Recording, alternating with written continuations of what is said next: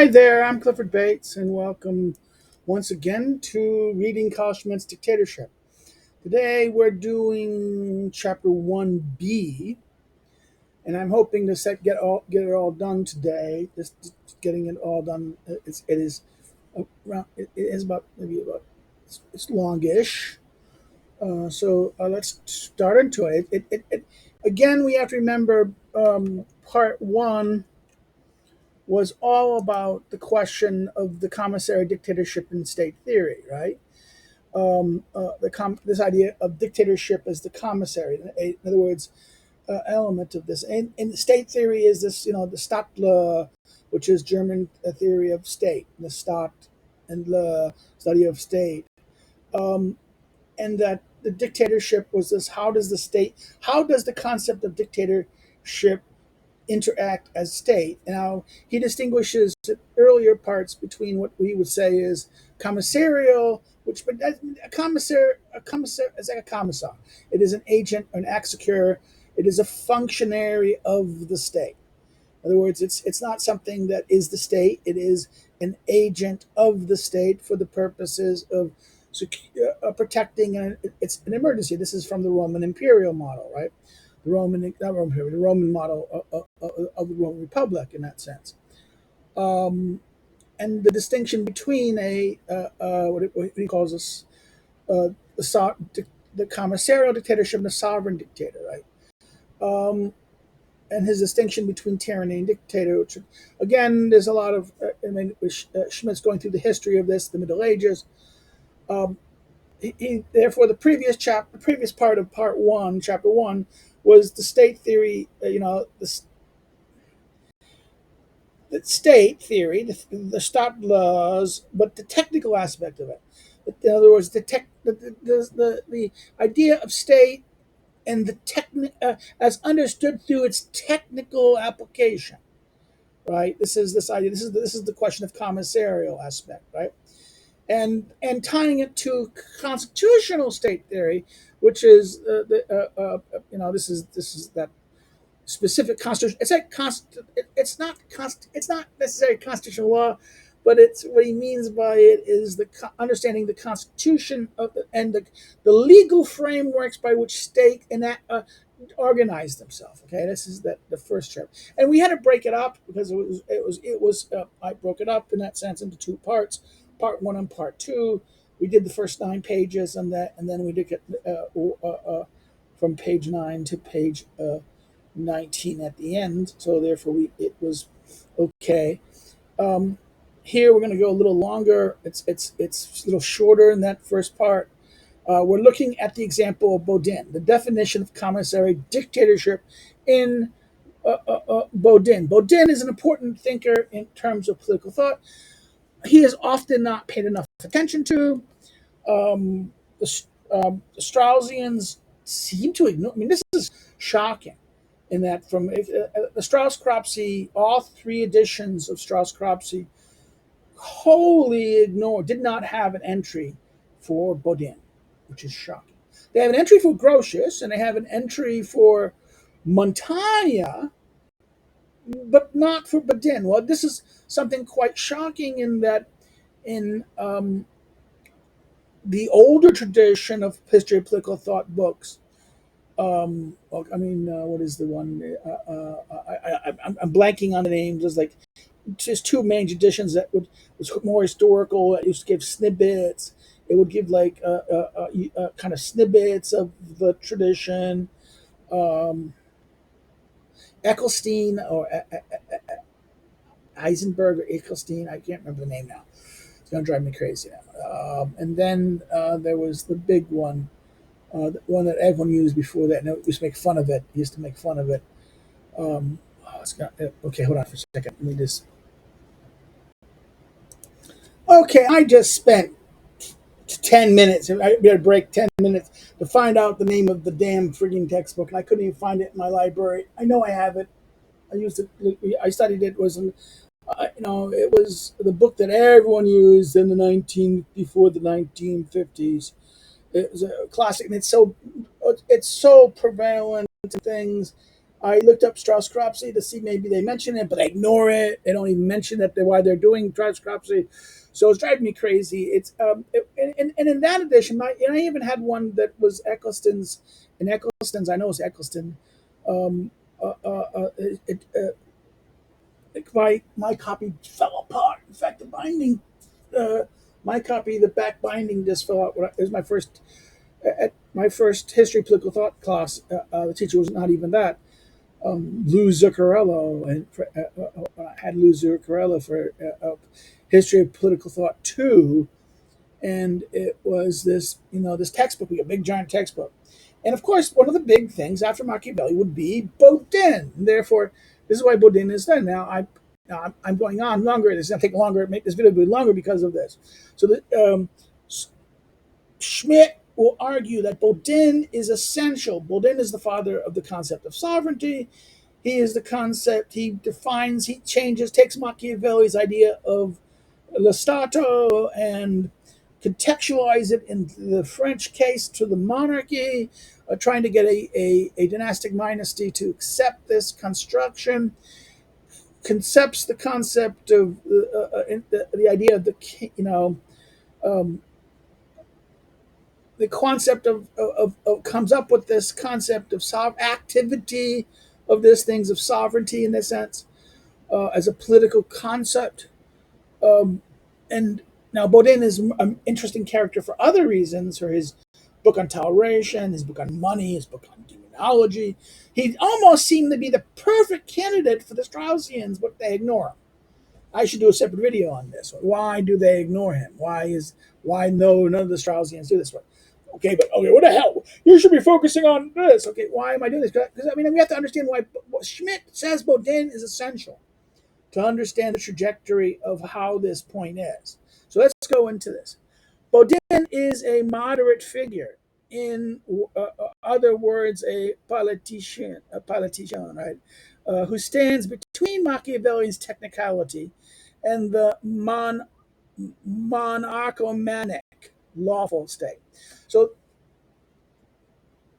in the previous things, he talked about this distinction between the Machiavellian, which is the reason of state theorists, which was arguing pure technicality, whereas this monarchomanic tradition, starting with Vindicatio, right, Janus Buda's Vindicatio, and other writers that Schmitt addressed in the early chapters, is this idea that the state needs to be governed by law, not by decree, and that in other words, the king is.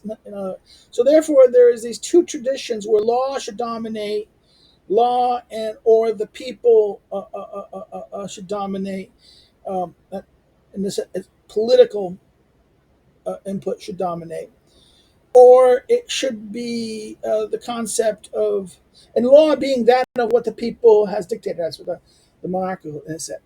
Not monarchical, but name monarchomax, which is interesting. This is, you think that they're for monarchy, but they're not. Okay, so these two traditions of this, right? The lawful state versus the technical state, the reason of state. So he's in between this thing. Begin this. The difficult problem for public law, which can be summarized as the problem of the concept of sovereignty and its relationship to supreme right and supreme power, could not be resolved by means of a political technical theory. In other words, he's saying, this is a very important sentence, that the problem of the concept of sovereignty is relation to supreme right and supreme power cannot be resolved from a technical point of view, a political technical point of view. Nor can it be solved by ignoring it, as the monarchomax did. Okay? You can't simply deny it. The question of the concept of sovereignty and its relationship to supreme right and supreme power. You can't solve it technically, and you can't solve it through ignoring it. The problem always relates back to the concept of dictatorship, a concept that appears as a devious tactic in the technologies of politics alongside with other devious tactics. In other words, it's dictatorship seems to be his argument is that at one level dictatorship looks like mere tactic of many of the devious tactics of the Machiavellian, of devices, Machiavellian devices, right? And therefore technique. Okay. Moreover, Bodin does not only have the merit of founding the concept of sovereignty for the modern theory of the state. And this is why he's so important. This is why it's very odd that history, political thought, Strauss-Cropsey. This is the always thing that shocked me about Strauss-Cropsey. This is even the third. I'll show you my third edition right here. I have the second, and I have a first someplace hiding here. But it has no chapter on Bodin, and he's so central. Why do they ignore something that is so central? And I would even argue, forget. Let's stop. Continue. Let's go in here. He has also realized the connection between the problem of sovereignty and dictatorship. Of course, only through a limitation of commissary dictatorship. So, in other words, he solves this. He realizes the connection between the problem of sovereignty and dictatorship. Of course, but only through a limitation to focusing on commissary dictatorship. He doesn't get sovereign, the larger concept of dictatorship. And he gave the definition of sovereignty that must still be considered as fundamental today. After he formulated it in chapter 8 of book 1 of his 6 books on the Republic, 6 livres les Républiques, 6 books of the Commonwealth, which I translated. There's no real good translation. Apparently, Bodin's book, which is available in the Cambridge, but it's a much abridged. And much of the editions that are out there, either 6 books of the Commonwealth, are heavily abridged. In the 1950s, the Harvard University put an edition that was abridged, but even you can find it, but it's hard to read, it's hard to get, and I'm told that there's supposed to be a new translation being done by people at Tufts, but this was being taught. People were talking about it. My God, 20 years ago. It got a whole bunch of internet money. The internet, thing. It was the guy at Tufts University, who was a student of Harvey Mansfield, who wrote a very good edition of works about that. And he has published on Hobbes and things. But he's been promising to do this, and he hasn't delivered. So it's like, it's like it's like the panic I have waiting. I'm afraid I'm never going to see the Liberty Fund Pufendorf of the laws of nature and of peoples, right, of nations, laws of nations and of nature, right. The classic omnipotent volume of Pufendorf that has been promised since 1999 and has never been done. This has been, this is what. Someone should, kick the guy. You can always go use the PDF. I contacted the guy. Oh, I have other things to do. Too old, retired. Someone should take it over. Someone should, I wish to God someone takes it over and puts out the edition quickly, because it is necessary to have. So isn't Bodin necessary to have a complete, not a abridged? Because I think there's a lot of things going in there for Bodin. Let's go here. 6 books of commentary. The definition of sovereignty that became so popular. And this is the French, la souveraine et la puissance absolute and perpetuelle und d'une république la is Latin appellant mestetum. Okay, please forgive my pronunciation. I'm bad in normal English. Pronunciation problem from childhood. Always had it. I can read things, but to me, pronouncing them, Greek, I can't do Greek. I can do can't do really Latin that well. In most languages, I struggle for some reason in that sense. But I know what they are, so I've read it, I read it, so I can. It's very frustrating that in a sense. Sovereignty is the absolute. This is the translation of the. If I went here and did this, I got a feeling there's going to be a different translation from here. So let's go look.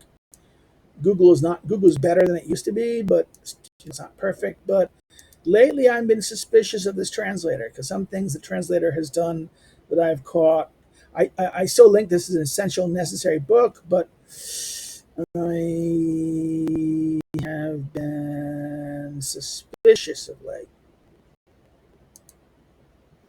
Sovereignty is the absolute and perpetual power of a republic that the Latins called maelstrom. Right, that's how I did it. Right, and he goes, sovereignty is the absolute and permanent kind of power of a republic that the Latins called magistry. So magistratum is majesty translated maelstrom, and so on. He illustrates it. This is a better translation. I think maelstrom, it can be translated in that two ways. Magistries, right? I think is right in context. And so he illustrates it with numerous examples, right? A prince's deputy is not the sovereign, however great the entrusted power might be. By definition, the sovereign remains master over any subject who is given an official duty, even if this duty is entrusted to a regular office or a commissioner. For the sovereign can recall the entrusted power at any time and can interfere with the actions of the mandatee.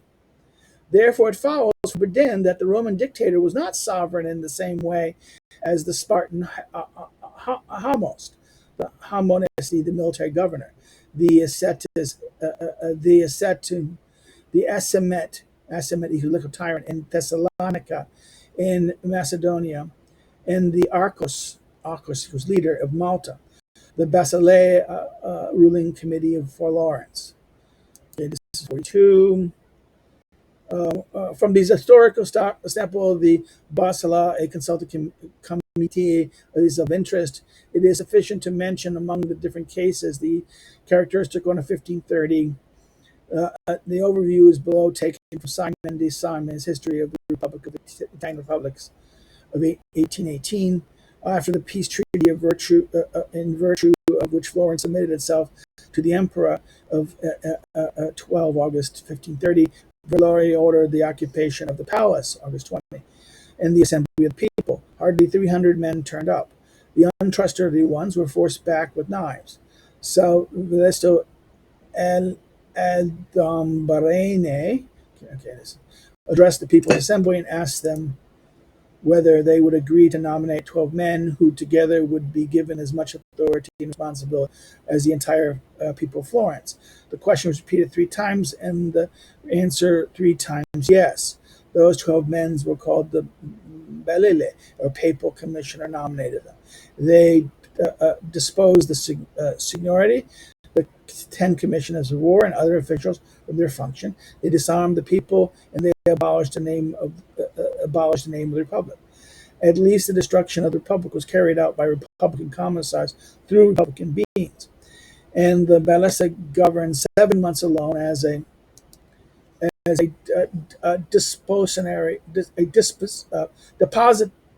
depositary of sovereignty. On October 1530, a second basileia was established, comprising of 50 members who were appointed by the first basileia. The second basileia included all the aristocrats loyal to the Medici. On 4th April 1530, the basileia was forced by Valeri Guardini and others to establish a committee of 12 citizens who were to be mandated to reorganize the state of Florence. The new constitution of 27 April 1533 suppressed all the Republican parties and declared Alexander de' Medici prince of the state. Right. This is why this is that hard. This example of the Florentine. Right. The Florence. And he then quotes a thing from in Paris, French, or any other commissioner or magistrate who at any time had absolute power to do with the republic as he pleased. Right. This is Bodin's line. The dictator only had one mandate, commission, such as to wage war or to suppress uproar, to reform the state or to manage the organization of offices. Not even the Decemvirs, the 6 commissars, the 10 commissars, the decks, commissars, of the, as Bodin calls them, who had complete authority to introduce a new constitution, while the authority of others was suspension, can be called sovereign in the proper sense, because their power ceased with the completion of the mandate. So there's a mandate. In other words, this idea of a commissarial, there is a mandate given to you to do something, and your authority only lasts as long as that mandate exists. Versus it distinguishes the other ones; these tend to be beyond the power of these body extra constitutional bodies are uh, uh, uh, either actor or this office or this has absolute power over this at all times, and is not dominated by the mandate of the thing, right? That was also true in the case of the dictator. What is known as Sulla's dictatorship was, according to Bodin, a gruesome tyranny, which, by the way, the tyrant did not claim for himself after the end of the civil wars. In other words, this is Bodin makes the point that Sulla is a gruesome tyranny, which, by the way, the tyrant did not claim for himself after the end of the civil war. Caesar was murdered after 4 years of dictatorship. During this dictatorship and during the Sulla, the tribute's right to veto the tribute's right of veto formally exists. Even if a state, a single man, or a single office is given unlimited power, and no legal means can be leveled against its measures, that power is not sovereign when it is not permanent, because in that case it is derived or taken from someone else, whereas the true sovereign does not recognize anyone above him but God. That's the important thing. In other words, that there's a difference between a dictator that he's usurping, or in other words, the true sovereign has no authority other than God above him. He has no other higher authority. Does not recognize anything above him but God. And the problem with these other entities is that there is legal authority above them. They may have exercise power, but their power isn't permanent.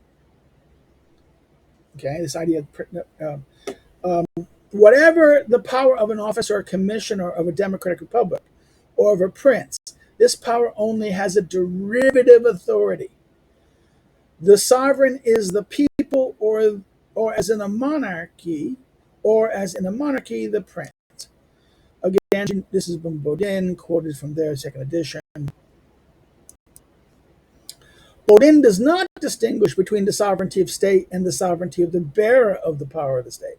So he does not distinguish between the sovereignty of the state body and the sovereignty of the bearer of this polity. He does not oppose diametrically the state as an independent subject to the supreme organ of the state. This is an important note here, 44. When Hermann Röhm, in his essay, let's do the German, I'm sorry. I want to get this right for you guys.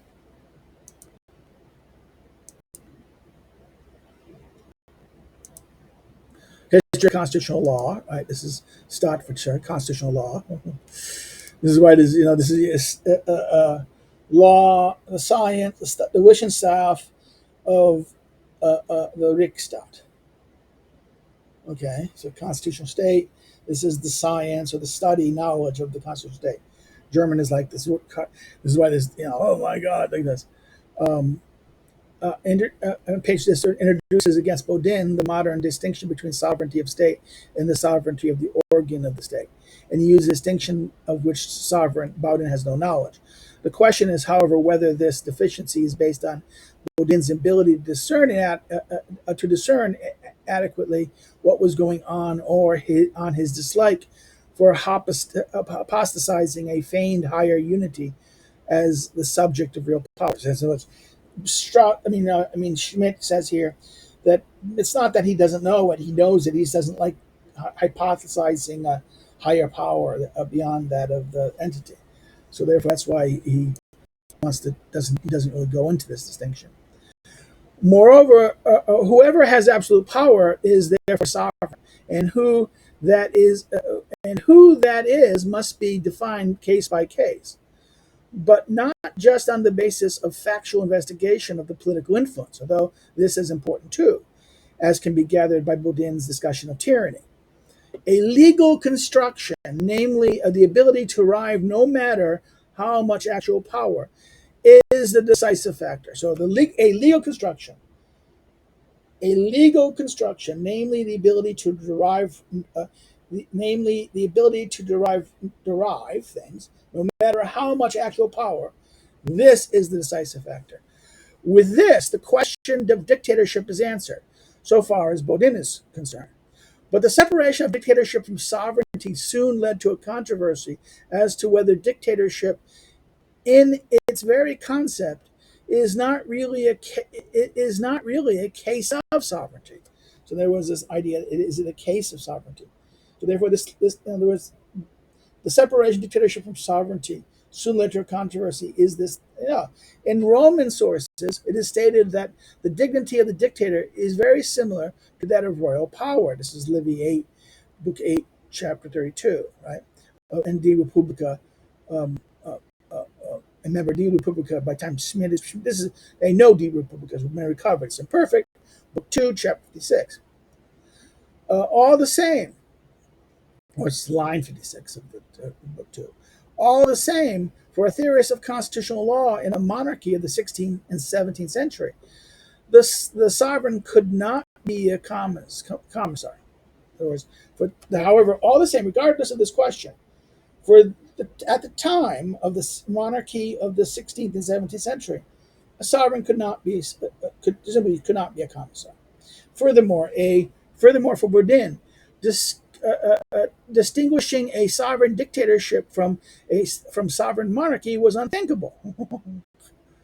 In the monarchic theory of the state, it was always popular to mention dictatorship in order to demonstrate that the absolute domain of one single person is inevitable in the case of emergency, right? So therefore, that's the emergency question. But from the standpoint of legitimate absolutism, which in political practice continually employed commissarial functionaries with far-reaching authority, the contrast with the commissar was too marked for it to be possible to speak in any way of a commissio, an act of delegating, moving from the sovereign to the commissioner. So in other words, given this level of absolutism, yes, you can have that, but there's going to be commissioners with absolute great authority.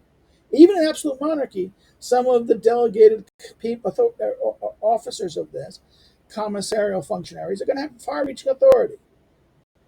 The contrast between the commissar was too marked for it to, he says, for it to be possible to speak in any way of the act of delegating, moving from the sovereign to the commissars.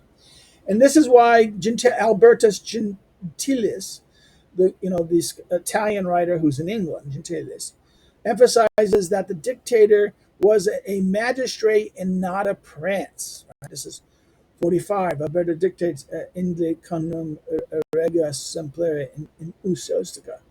Caesar is not a true prince, according to Arnesius. The dictator is majesty, sovereignty, but not rex, not a king. Republica, De Republica from Frankfurt. This is Arnesius, book 2, chapter 2, and page 15. In that sense, this is Arnesius's book. In that sense, let's do it Latin. Okay, I want to get this so that you know it's title proper. I'm sorry. I'm doing this. I'm just slowing it down, but let's have a good understanding of this. The power of the citizens against the king is always unjust, right? This is Gentilis, right? Entity. So, go back to French. Hold on. Well, no, let's keep Latin for a second.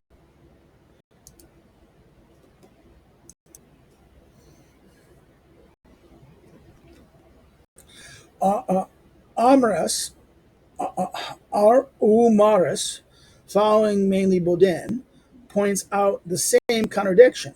So, 46, Dominus Amacles, Discourses and Academy of Public Justice, of Public Law, right? Let's do this. I'm correct. Yeah, Academic Discourse on Public Law, Volume 1 and Volume 2. As sole magistrate in the city, the dictator, like the proconsul in the province, had imperium merum, plain power, i.e. the authority of the criminal court, consisting of us gladia, the right of the sword, but he lacked majestas, majestas, magister.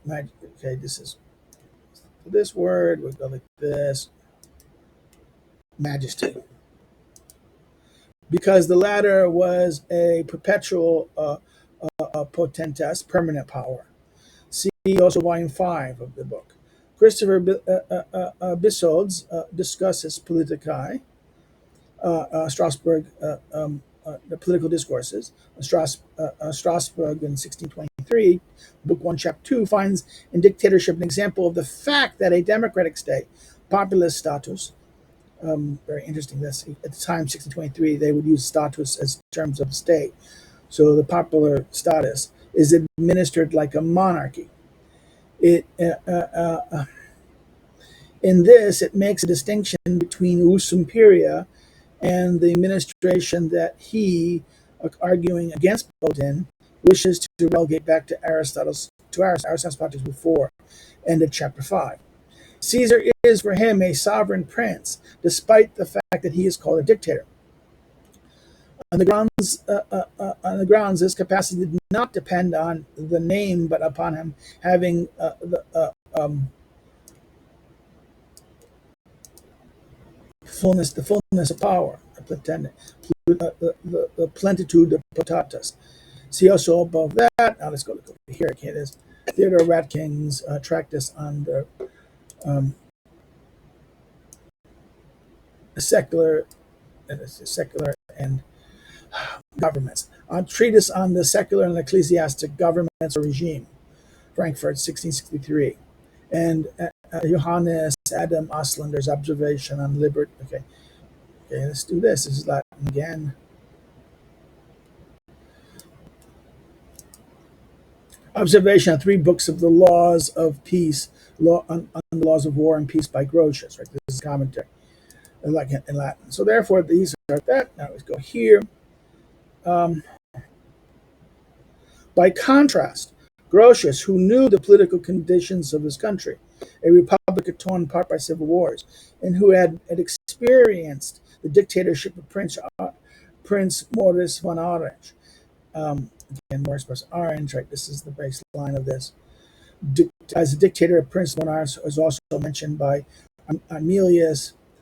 The dictator passed the semi-bella leadership in war, and the Prince of Nassau was likewise the only appointed arbiter of war on land and sea from the unified provinces of the Netherlands. According to Bodin, the prince was not a sovereign because his authority was derived from the states to which he had vowed loyalty, and hence those states remained sovereign. The prince was governor, a stadtholder, captain general of the 5 provinces in 1590, an admiral general. He was not explicitly appointed as captain general over the Liga of the States, as Prince Frederick William II, William III were later on in 1625, 1637, and 1672, respectively, despite the fact that he was called all that. The explicit appointment was also called a commissary in the case of the princes mentioned above. The general state, the general states, and this is like, okay, this is German, I suspect. No. Is it French? Yeah, okay, no, this is going to be, sorry. I think it's French. Sorry, let's go to this. I think it's French. The 18th college, no, it's I think it's Dutch. The general states, this is the province name, retain control over warfare. They sent commissioners to the battlefield by time, and sometimes, as in 18, they went in corpora to the war camp themselves. The functions of William I of Orange, though, were following from 1575 to 1576, the Acts Agreement between Holland and Sealand. They were such, not being restricted to independent warfare, complete defense of the country, and the right to army offices and create functionaries, but also extending to their, but also but also extending to their jurisdiction, that he did not appear as a steward or governor, but rather as a successor to the king. But in 1584, when Maurice of Orange, who was under age at the time, was appointed head of the executive city council, that was done, at least in form, only for a limited period. Hence, he was not a hereditary successor to his father. The sovereign power exercised by William I could not be renewed. In fact, the Orange possessed the political influence of sovereign princes. For an overview of the biography, see Jacob Janus Bassencourt Khan on again the Ringelsvog von the Netherlands, right? But I think the regency of the kingship or the regency of the Netherlands, that's the Dutch title. Furthermore, Reclus van again Dutch. I'm thinking, hold on, this is going to be a pain in the ass. It has been used to constrain commissions of the army. This is that specific text. So back, sorry, that interruption of Orange, who had experienced the dictatorship of Prince Orange, held a different opinion, right? So therefore, they repeating this, Almas pointing out this contradiction, but Bodin, seeing that, remembers this and experienced the dictatorship of this guy, of Prince Orange, had a different. He saw no essential difference between dictatorship and sovereignty.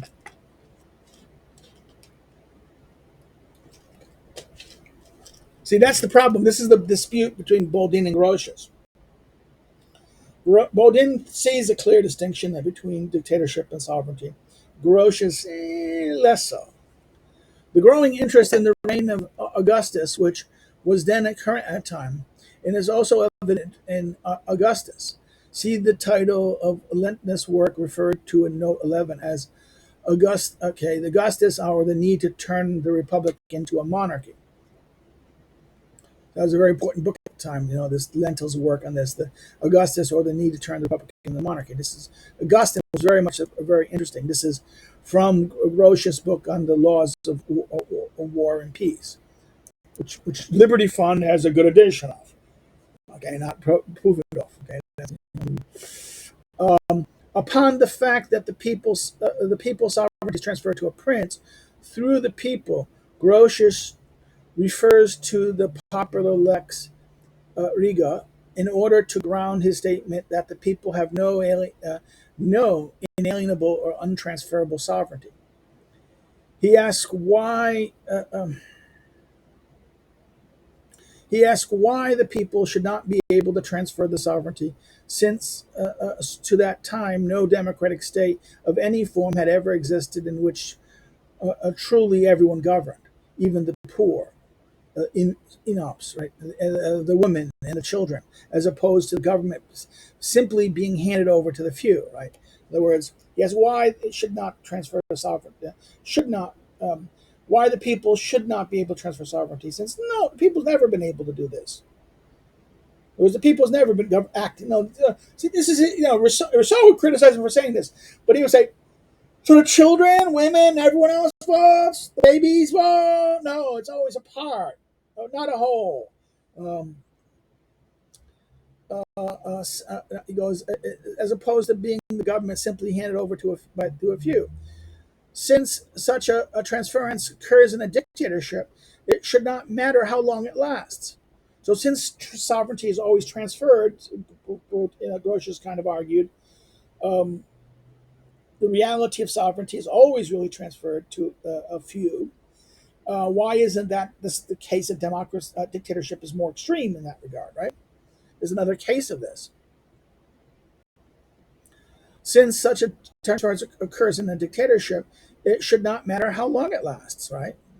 The parallel with property, which is also used by Bodin, and which should distinguish sovereignty from other types of possessions of stately power, that types that still can be called usufruct. In other words, can be called usufruct. Now, let's do this. Let's do the title of this in translation.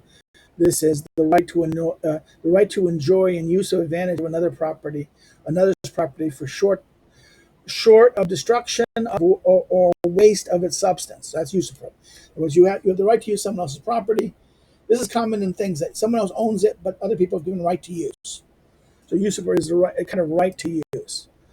In other words, simply a state of property, possession, other type of state, possession of stately power, such as called usufruct, also occurs in Grotius, but with a difference. Here, an analogy with property is made because during the period dictatorship, the dictator truly holds summum imperium, supreme power, and in the case of res mora or ethical matters, and in the case of res morals, ethical matters, things, res mores, ethical things, as legal concepts are, what matters is their effectus, what they achieve, not their duration, which is meaningless considering the nature of the thing.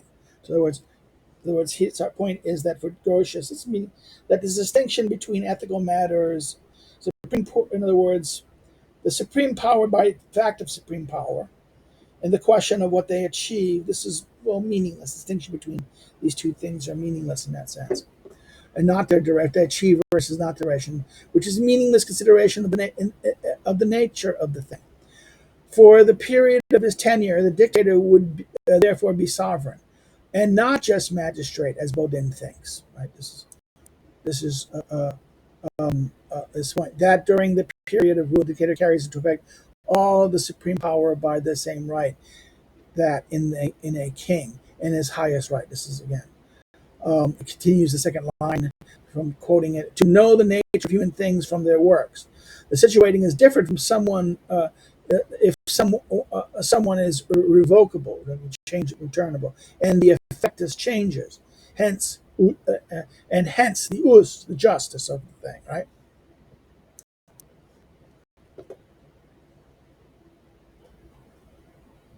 Nevertheless, Grotius postulated that during the time of his appointment, the dictator was not in the least to be made least to be made to resign, revocabilis, okay, resign, recabilis, recall, right?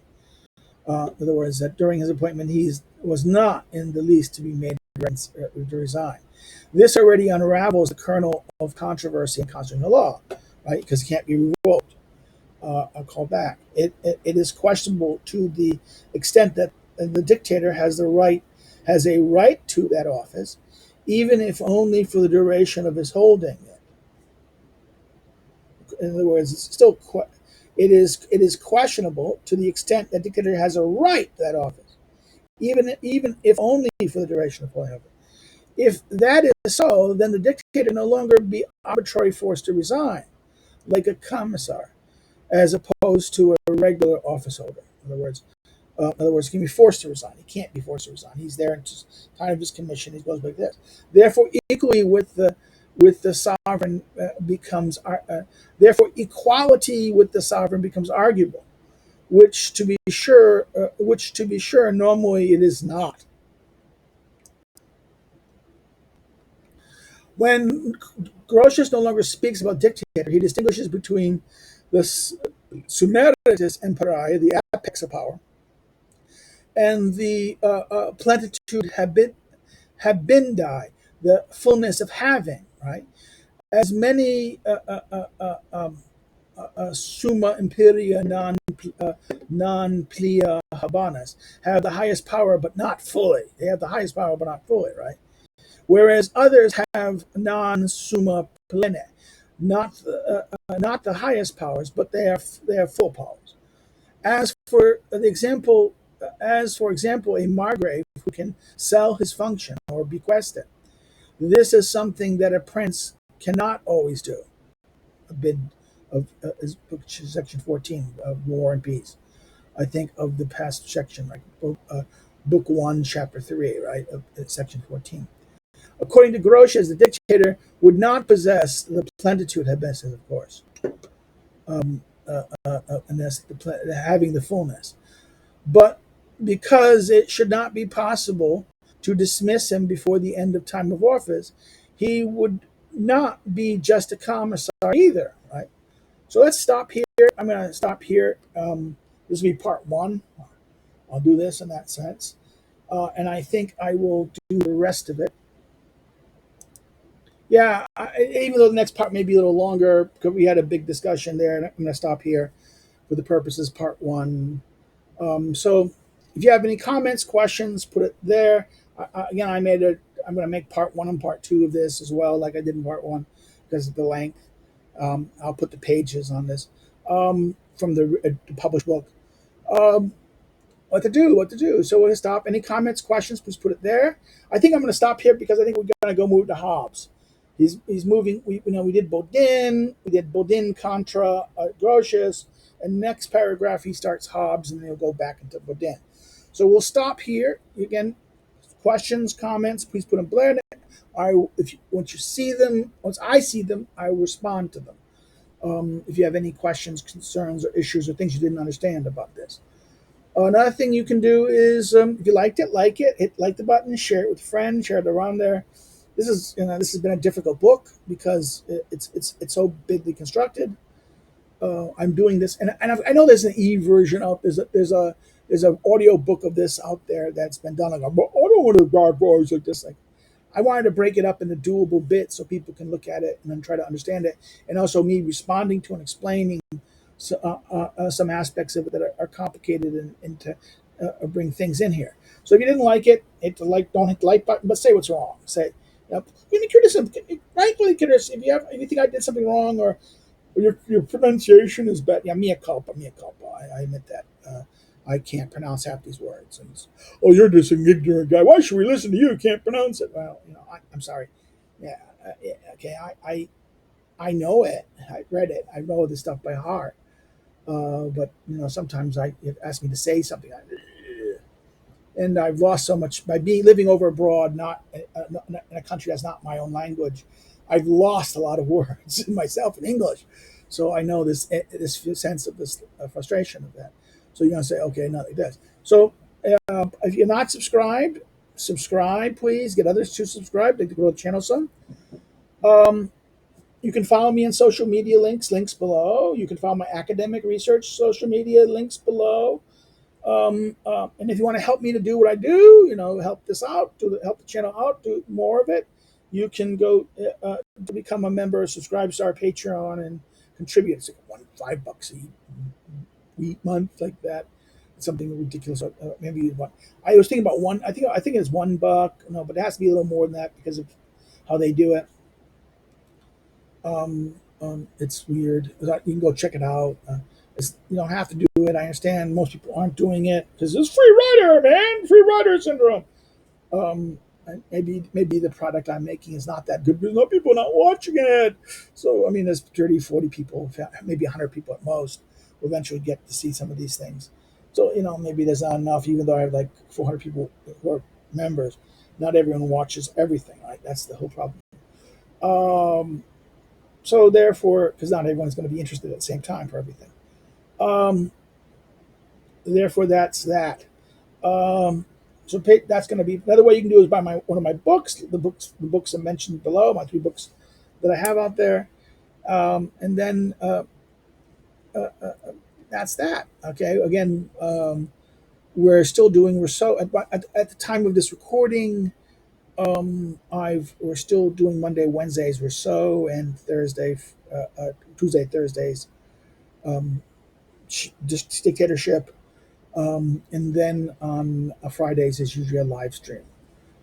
At the recording of this next week, I'm going to be after my teaching class. I'm going to be going away for a couple of days back with my wife to go see her mother.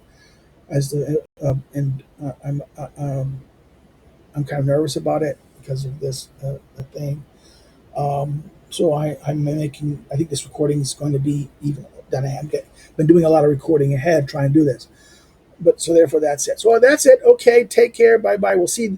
Next video we'll do part 2 to finish part B of part 1. So therefore take care and have a good day. Bye bye.